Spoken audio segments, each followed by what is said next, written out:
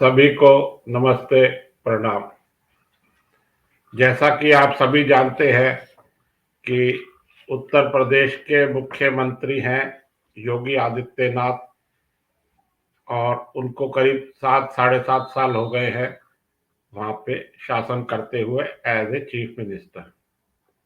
और उनका पहला उद्देश्य है कि उत्तर प्रदेश की कानून व्यवस्था जो है वो ठीक चले और इसमें वो काफ़ी हद तक सफल भी हुए हैं और पूरे देश में उनका नाम हो रहा है। कुछ अच्छा भी हो रहा है, जो उनके विरोधी है वो उनके विरुद्ध भी बोल रहे हैं, पर नाम हो रहा है। अब मैं आज इस बात को कहते हुए, उत्तर प्रदेश में एक जगह है जौनपुर। जौनपुर में अभी एक अजीब तो नहीं कहेंगे, एक मामला सामने आया। वहां एक शादी का कार्ड छपा और सबको इनविटेशन जैसे निमंत्रण दिया जाता है और उस कार्ड में लड़की के पिता का नाम लिखा हुआ था, इरशाद, सॉरी, लड़की के पिता का नाम उस कार्ड में छपा हुआ था, नौशाद अहमद दुबे। ये जौनपुर की घटना है और अभी हाल ही की 5-7 दिन पहले की घटना है। ये मामला इस कार्ड के छपने से और उन्होंने जो सबको आमंत्रित करना कार्ड बांटने शुरू करे उससे ही प्रकाश में आया कि ये दुबे का क्या मतलब है। दुबे तो हिंदुओं में ब्राह्मणों की जात होती है। तो उनसे पूछा गया, कुछ प्रेस वाले भी पहुंच गए, सब पहुंच गए। तो उन्होंने बताया कि हमारे 5 पुरखे पहले जो हैं हम हिंदू ही थे और हमारा गोत्र, हमारी जात दुबे थी। तो मैंने इसलिए अब अपना नाम के आगे दुबे लगा लिया है और मैंने नाम के आगे दुबे लगा लिया है, इसीलिए कार्ड में भी मैंने अपना नाम दुबे ही लिखवाया है। तो ये मामला थोड़ा सा उछला, तो वहाँ जो मेन स्ट्रीम के जो न्यूज़ चैनल है वो भी वहाँ पहुंचे, हिंदी के भी, इंग्लिश के भी, मेन स्ट्रीम के न्यूज़ चैनल, यूट्यूबर की बात नहीं कर रहा हूँ मैं। उन्होंने भी वहाँ पड़ताल करी, तो ऐसे वहाँ बहुत से घर मिले। मसलन उसमें एक इरशाद अहमद पांडे है, कोई वो अपना नाम लगा रहे हैं, शाजिया तिवारी, अहमद पांडे, कुछ महिलाएं ये ये टीवी में बकायदा कैमरे पे दिखाई गई कि वो सिंदूर लगा के भी घूम रही हैं। उनसे पूछा गया, कहा नहीं, हमारी संस्कृति यही है और हम ऐसा इसलिए कर रहे हैं, हम अपनी संस्कृति को अपना रहे हैं। कुछ वहां जो है अपना, कुछ वहां मुसलमानों ने कहा कि हमने अब नॉन वेज खाना भी छोड़ दिया है। और मैं, एक मुसलमान थे वहां, उनका नाम है अहमद पांडे, उन्होंने अपना नाम कहा कि मैं तो रामायण भी पढ़ता हूं और मैं कुरान भी पढ़ता हूं। और वो हिंदू मुस्लिम भाईचारे की बात करने लगे और अपना बताया कि मैंने अपनी खोज खबर ली, अपना पूछा करा, तो हमारी 7 पीढ़ी ऊपर हम हिंदू ही थे। तो हमारी संस्कृति एक है, भारत की संस्कृति एक है, अब हमने अपना धर्म बदल लिया लेकिन संस्कृति तो हमारी वही है। ऐसा उन्होंने, एक नहीं अनेकों ने कहा गया, जौनपुर में भी और उसके आसपास के इलाकों में भी कहा गया। कहीं और भी अगर ऐसा हो रहा है तो अभी वो तो नोटिस में नहीं आया है, लेकिन ये खबरें काफी चल रही हैं, मीडिया में भी आई है, बहुत ज्यादा चर्चित शायद नहीं हुई हैं, इसलिए मेरा इस पे ध्यान गया तो मैंने इसमें सोचा कि इस पे वीडियो बनाया जाए। अब मेरा सवाल इसमें ये है कि क्या उनकी आत्मा जागृत हो गई है या उनको अपनी संस्कृति की चिंता हो गई है कि साहब हम तो पुराने वही थे, हमारा डीएनए एक है, हमारे पुरखे जो हैं, हमारे बड़े बूढ़े 5-7 पीढ़ी ऊपर वो हिंदू ही थे, या कोई और बात है। मुझे ये लगता है कि ये कोई और बात है। और बात का मतलब होता है अल तकैया। उर्दू में एक टर्म है अल तकैया। अल तकैया का मतलब होता है, वैसे तो आप सब लोग जानते ही होंगे, ये काफी चर्चा में आ रहा है। अल तकैया का मतलब है कि जब आपका जोर नहीं चले, आप डोमिनेशन की स्थिति में नहीं हो, तो थोड़ा सा शांत हो जाए और इंतजार करें कि जब तक कि आप उनके ऊपर काबू ना पा लें। इसको बोलते हैं अल तकैया। आप चुप हो जाओ और उनके साथ घुल मिल जाओ उनके मित्र बन जाओ और अपनी बारी का इंतजार करो। ऐसा अल तकैया हदीसों में और इसका खूब जिक्र है। अल तकैया आप कोई भी जाके चेक कर सकता है। तो मेरे को लगता है कि वहाँ शासन के कानून के डर से अभी वो अल तकैया का प्रयोग कर रहे हैं और अपने नाम के आगे एम दुबे तिवारी इस टाइप के नाम लगा लगा के हमको कंफ्यूज कर रहे हैं। हिंदुओं को ज्यादा कंफ्यूज होने की जरूरत नहीं है कि वो अपना संस्कृति की तरफ लौट रहे हैं। ये तो वक्त ही बताएगा कि वो लौट रहे हैं कि नहीं लौट रहे हैं। इसका मैं एक और उदाहरण 1947 पीछे जाना चाहूंगा। जब 1947 में भारत आजाद हुआ, भारत के दो टुकड़े हो गए, एक पाकिस्तान बना, एक हिंदुस्तान बना इंडिया, और एक बांग्लादेश जिसको अब हम बांग्लादेश के नाम से जानते हैं। पहले वो पूर्वी और पाकिस्तान था। तो उस टाइम एक कलाकार होते थे हिंदी फिल्मों में, दिलीप कुमार।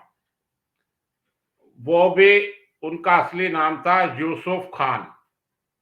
उन्होंने अपना नाम दिलीप कुमार रखा और फिल्मों में अभिनय करना शुरू करा और वो कामयाब भी हुए। ट्रेजेडी किंग के नाम से जाने जाते हैं। अभी 2-3 साल पहले ही उनका भी निधन हुआ है। तो उन्होंने अपना नाम इसलिए बदला था कि 47 में विभाजन के समय बहुत मारकाट हुई थी और बहुत हिंदुओं को मारा गया था। अंदाजा लगभग 30 लाख लोग इस विभाजन का शिकार हुए थे, हत्या का। और इसमें ज्यादातर मेजॉरिटी जो है वो हिंदुओं के ही हत्या ज्यादा हुई थी। तो इसलिए दिलीप कुमार नाम रख के उन्होंने एक सेफ साइड चला। ओरिजिनल नाम उनका यूसुफ खान था। कुछ 10-20 साल तक तो किसी को पता ही नहीं था कि ये यूसुफ खान है या दिलीप कुमार है। और वो दिलीप कुमार बन के ही समाज में, फिल्मों में घूमते रहे करते रहे। धीरे धीरे यह बात खुली जब कुछ मामला ठंडा भी हो गया। वक्त हर मर्ज की दवा है।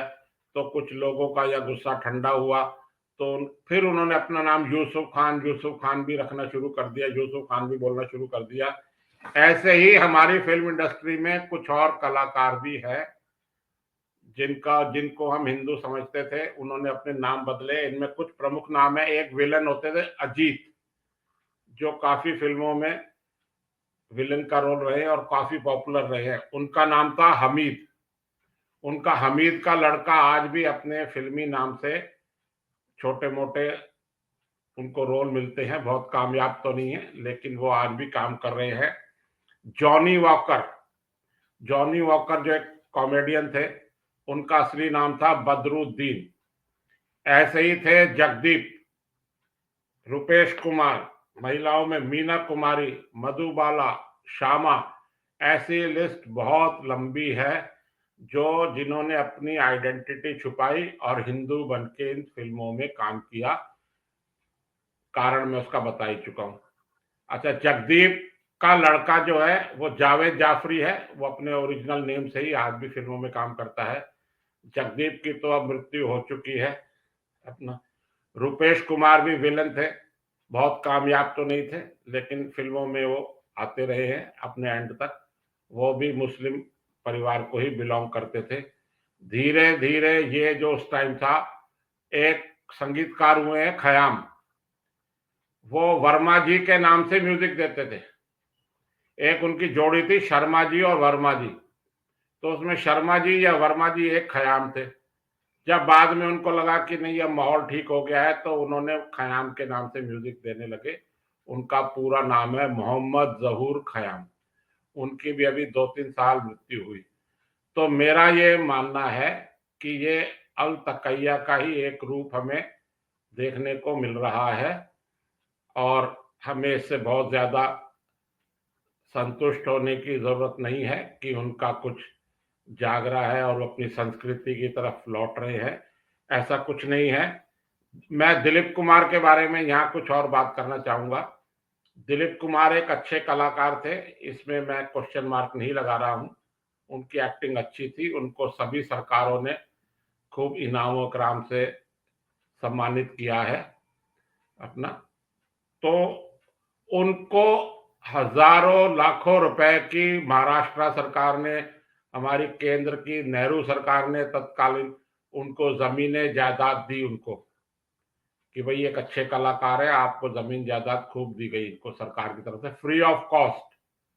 और वो उनकी जमीन बॉम्बे में, आप सब जानते हैं बॉम्बे में आज जमीनों के क्या रेट है, करोड़ों रुपए की जमीन, उनके कोई संतान नहीं थी, तो वो जाते जाते वक्फ बोर्ड को अपनी संपत्ति दान कर गए हैं। सरकार की जमीन वक्फ बोर्ड को उन्होंने दे दी है। अच्छा, उनको पाकिस्तान की सरकार ने वहां का सर्वोच्च नागरिक सम्मान दिया था, यूसुफ खान, उसमें निशाने पाकिस्तान, जो निशाने पाकिस्तान का जो सर्टिफिकेट होता है, जो प्रशस्ति पत्र होता है, उसमें उनका नाम यूसुफ खान ही लिखा गया था। तब उससे भी ये मामला खुला कि दिलीप कुमार का असली नाम यूसुफ खान है। उसके बाद जब अटल बिहारी वाजपेयी प्रधानमंत्री थे, तो उस टाइम शिवसेना, अब तो शिवसेना ने अपना रूप बदल लिया है, लेकिन हमारा आज वो विषय नहीं है, शिवसेना ने बड़ी पुरजोर तरीके से ये मांग की कि पाकिस्तान को ये अवार्ड दिलीप कुमार को लौटा देना चाहिए, और ये मांग उन्होंने प्रधानमंत्री तत्कालीन अटल बिहारी वाजपेयी से भी कई बारी करी। तो अटल बिहारी वाजपेयी ने इसका ये जवाब दिया कि मैं यह निर्णय यूसुफ खान या दिलीप कुमार के बुद्धि विवेक पर ही छोड़ता हूं कि वो अवार्ड रखना चाहते हैं या वापस करना चाहते हैं।